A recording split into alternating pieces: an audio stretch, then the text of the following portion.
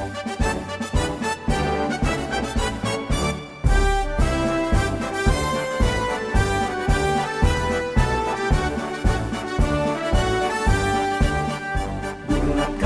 tekad, kuatkan hati, negeri ini memanggilmu kawan.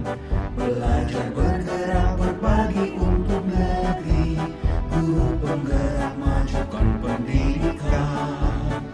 Guru penggerak menghamba pada murid, kreatif rancang pembelajaran. Hargai potensi, tingkatkan prestasi, lahirkan profil pelajar Pancasila. Belajar bergerak berbagi untuk negeri, kita menjalin kolaborasi. Belajar bergerak berbagi untuk negeri, demi bakti pada Ibu Pertiwi. Assalamualaikum warahmatullahi wabarakatuh. Selamat datang Bapak Ibu guru hebat. Mari kita berkolaborasi demi terciptanya budaya positif di lingkungan PDD SDN 1 Bapak Ibu sekalian, terima kasih waktunya telah mengizinkan saya untuk melakukan diseminasi tentang budaya positif sekaligus sebagai tugas program yang sedang saya ikuti, yaitu pendidikan guru penggerak. Konsep utama budaya positif itu ada 6. Yang pertama, disiplin positif dan nilai kebinekaan universal. Yang kedua, motivasi perilaku manusia. Yang ketiga, keyakinan jelas. Yang keempat, kebutuhan dasar manusia. Yang kelima, posisi kontrol restitusi dan kadang keenam, segitiga restitusi.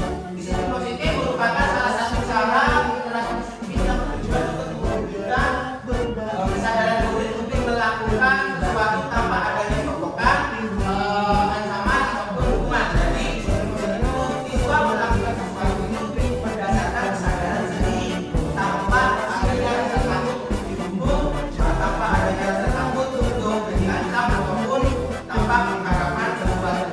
Bagaimana sih cara melakukan disiplin positif? Disiplin positif itu akan terwujud dengan nilai-nilai kebajikan universal. Apa sih nilai-nilai kebajikan universal itu? Sifat-sifat positif manusia yang ingin dicapai oleh setiap individu. Nilai-nilai ini bersifat universal.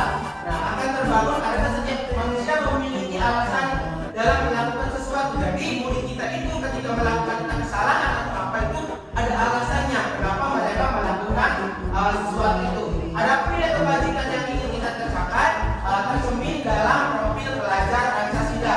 Bagaimana sih mewujudkan profil pelajar Pancasila? Cara mewujudkan profil pelajar Pancasila itu dengan pembelajaran paradigma baru. Apa sih pembelajaran paradigma baru? Pembelajaran yang dilakukan secara diferensiasi. Apa pembelajaran diferensiasi? Pembelajaran yang berkolaborasi, jadi mengaitkan semua mata pelajaran. Nah, kebetulan di sekolah kita di SD sudah melakukan jelas, sudah melakukan kolaborasi antara pelajaran yang satu dengan pelajaran yang lain. Mungkin di kita itu melakukan diferensiasi, yaitu dengan dua lembaga, guru, agama.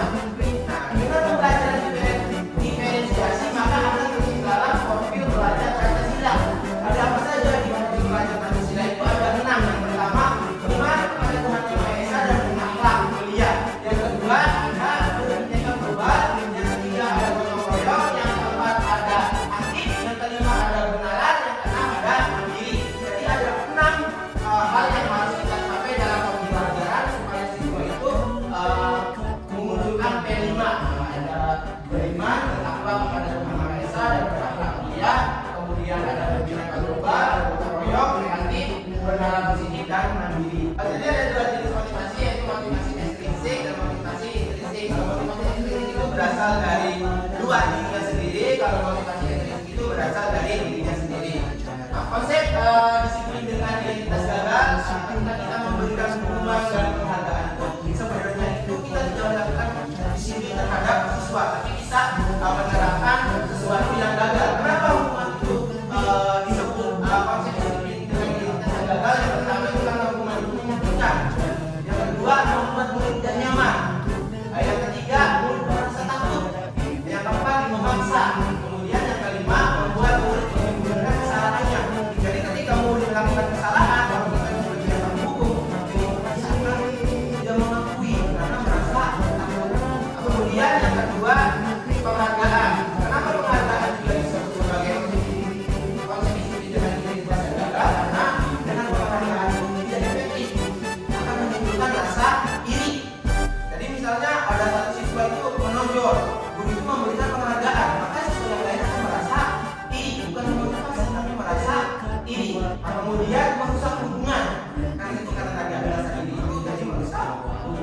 ketiga, mematikan kreativitas siswa.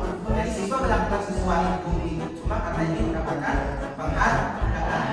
Jadi bagaimana supaya tidak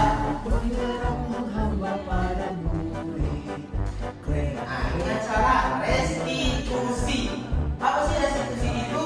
Adalah proses menciptakan kondisi bagi murid untuk memperbaiki kesalahannya. Jadi murid memperbaiki kesalahannya. Hasilnya itu bukan menurut kesalahan, tapi belajar dari kesalahan. Jadi kalau murid sudah melakukan satu kesalahan, maka murid akan belajar dari kesalahan dan kemudian tawaran, bukan paksaan. Jadi ketika murid melakukan kesalahan, guru memberikan tawaran, bukan memaksa. Selama ini saya itu memaksa ketika murid melakukan kesalahan, maka saya hukum. Kamu harus begini, harus begini, dan memaksa. Yang ketiga, menuntut. Jadi dengan seperti itu akan menuntut. Keempat, mencari kebutuhan dasar. Apa sih sebenarnya siswa itu melakukan ini? Kenapa? Apa kebutuhan siswa ini? Kelima, kekuatan fokus pada solusi. Kemudian solusi kita akan memberikan solusi. Apa perbedaan antara hukuman, konsekuensi, dan restitusi? Kalau hukuman itu, misalnya ketika siswa melakukan kesalahan, guru menyuruh siswa keliling lapangan karena tidak mengerjakan tugas, ini disebutnya sebagai hukuman. Nah, kemudian kalau konsekuensi, guru meminta murid mencatat saya tidak akan mengulangi lagi perbuatan salah. Nah, biasanya kalau konsekuensi itu sudah ada kesepakatan. Jadi antara siswa dengan murid itu sudah ada kesepakatan. Kalau kamu begini, maka kamu harus begini. Nah, yang ketiga restitusi. Guru menanyakan keyakinan kelas dan membuat murid menyelesaikan masalahnya. Jadi dengan adanya restitusi, maka guru akan membantu murid untuk menyelesaikan masalahnya dengan cara keyakinan kelas. Keyakinan kelas itu, ini keyakinan kelas. Apa keyakinan kelas? Keyakinan lebih seseorang dibandingkan peraturan. Nah, kenapa disebutnya keyakinan kelas bukan peraturan kelas? Nah, dengan kata-kata keyakinan kelas itu kita motivasi, yakin. Kalau peraturan itu biasanya menakutkan. Peraturan atau berisiko. Dengan keyakinan kelas, maka siswa itu akan termotivasi. Motivasinya dari mana? Bukan dari luar, tapi dari dirinya sendiri. Maka ketika siswa melakukan sesuatu itu didorong oleh motivasi intrinsik sendiri. Jadi walaupun tanpa adanya penghargaan, tanpa adanya hukuman, siswa akan melakukan keyakinan kelas. Bagaimana pembentukan keyakinan kelas? Keyakinan kelas itu berupa keyakinan universal karena tadi yang mengandung mandiri, gotong royong. Kemudian sesuai dengan kondisi kelas, disesuaikan dengan kondisi kelasnya. Jangan memaksakan harus setara dengan kelas-kelas yang lain, sesuai dengan kondisi kelas masing-masing aja. Kemudian dibuat dalam bentuk positif. Nah, keyakinan kelas itu dibentuk dalam bentuk positif. Kemudian yang keempat, semua warga kelas dilibatkan. Jadi dalam membuat keyakinan kelas itu antara guru dan siswa itu harus semuanya terlibat. Ini adalah contoh pembuatan keyakinan kelas di kelas 6. Saya sudah melakukan pembuatan kelas ini. Saya kesempatan dulu dengan siswa apa keyakinan kelas kita itu. Siswa menyebutkan, kemudian siswa mencatat, mencatat dan mencatatkan sesuai sendiri.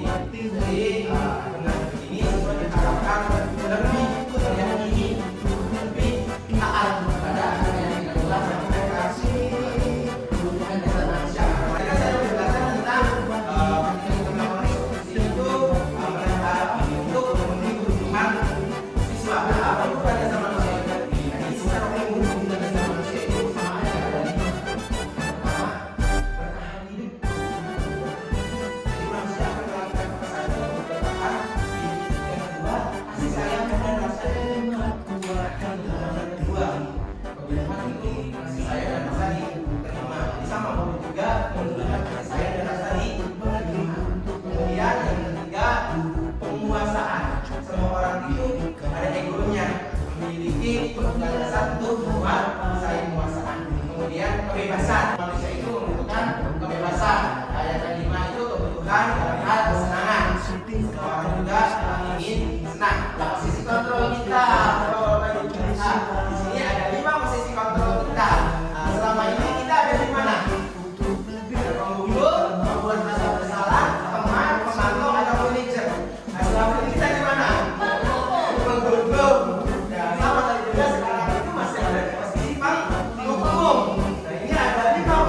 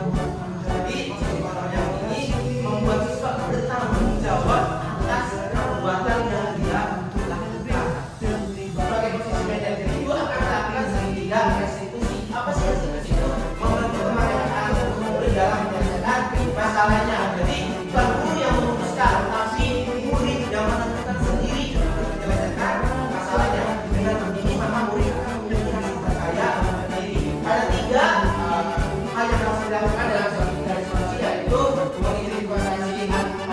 menstabilkan identifikasi, terus validasi ada yang salah, dan menanyakan keyakinan kelas. Menstabilkan identitas itu misalnya ketika siswa melakukan kesalahan kita panggil, kemudian kita tidak langsung kamu tuh salahnya gini, tidak, tapi menanyakan dulu, kamu tahu nggak kenapa dipanggil? Kemudian ada kata-kata, kita di sini tidak mencari siapa yang benar atau siapa yang salah.